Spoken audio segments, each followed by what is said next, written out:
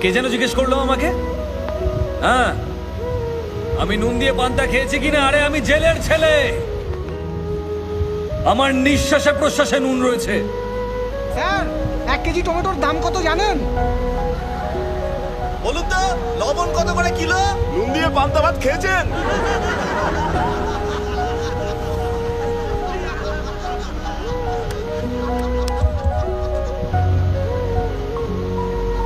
আজ আপনাদের কথা শুনে খুব লজ্জাই করছে আমার।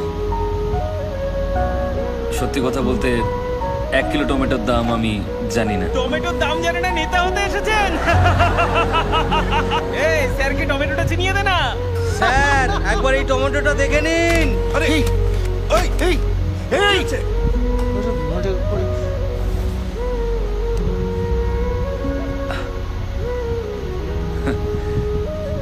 কিন্তু আমি আপনাদেরকে এই টমেটো নিয়ে একটা ক্রাইম স্টোরি শোনাতে পারি। বিশ্বের মাত্র 7টা দেশে টমেটো চাষ হলেও সব দেশেই টমেটো সস খাওয়া হয়। আমাদের দেশে চাষ করা টমেটোর ডিমান্ড সারা বিশ্ব জুড়ে রয়েছে।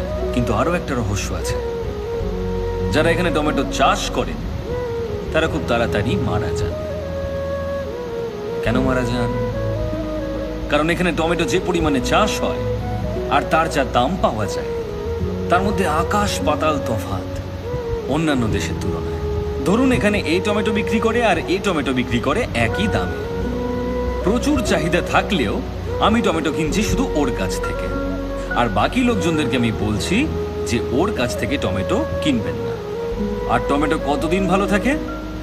মাত্র 2 দিন। আমি কিন্তু জানি না কার টমেটো আগে নষ্ট হবে, কিন্তু দুজন বিক্রেতাই সবসময় ভয়ে থাকবে।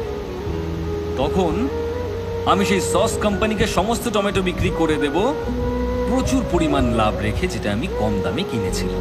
আমি শুধু এর কাছ থেকেই কম দামে কিনে নিলাম, আর অন্য টমেটো বিক্রেতার সমস্ত টমেটো নষ্ট হয়ে গেল।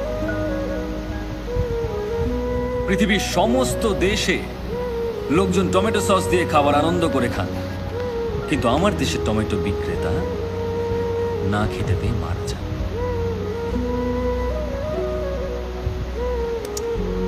তাই পরের বার যদি আমাকে আপনারা টমেটো ছুঁড়তে চান, তাহলে দয়া করে ওই টমেটো বিক্রেতাদের কথা মনে রাখবেন। কি হলো? আপনারা সবাই চুপ কেন? কারোর কিছু বলার থাকলে বলতে পারেন। স্যার, আমার একটা প্রশ্ন আছে। হ্যাঁ, বলুন না। আমরা কেউ এখানে ভোট দেওয়ার সময় যাই না, জানি যে ওটা জালি ভোট হয়ে যাবে, কিন্তু আপনি একটা ভোটের জন্য এত কিছু কেন করছেন? আপনি তো 49P সম্পর্কে সবকিছুই জানেন। ভোটের রেজাল্ট বন্ধ করে দিলেন, কোম্পানি থেকে পদত্যাগও করলেন, এসব কি স্যার? আপনারা আসল কারণটা জানতে চান? রামেশ্বরমে আমার বাড়ি। দারিদ্র্যের মধ্যে একটা ছোট্ট সাধারণ পরিবারে আমি বড় হয়েছিলাম, যার আশেপাশে প্রচুর জেলে পরিবার বসবাস করত। মাছ ধরে জেলেরা সবসময় বেঁচে ফিরত না, আর মৃত জেলেদের পরিবার তিলে তিলে অনাহারে মারা যেত। অভাব এতটাই বেশি ছিল। তারপর একটা ইলেকশন আসে। ইলেকশনের সময় সমস্ত ক্যান্ডিডেটরা আমাদের কাছে আসেন। ভোটের দিন অনেকেই সমুদ্রে চলে যান, আমিও তাদের সঙ্গে গিয়েছিলাম। আমরা যখন সমুদ্রে, সেই সময় নির্বাচন হয়। আমাদের নির্বাচিত ব্যক্তিরা কিন্তু 5 বছর শক্তিশালী হলেও আমরা প্রত্যেকটা মানুষ একদিন ভীষণ শক্তিশালী।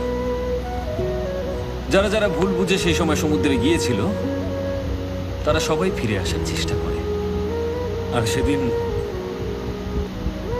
নির্বাচনকে কেন্দ্র করে আমাদের এলাকায় একটা দাঙ্গা তৈরি হয়। আর সেই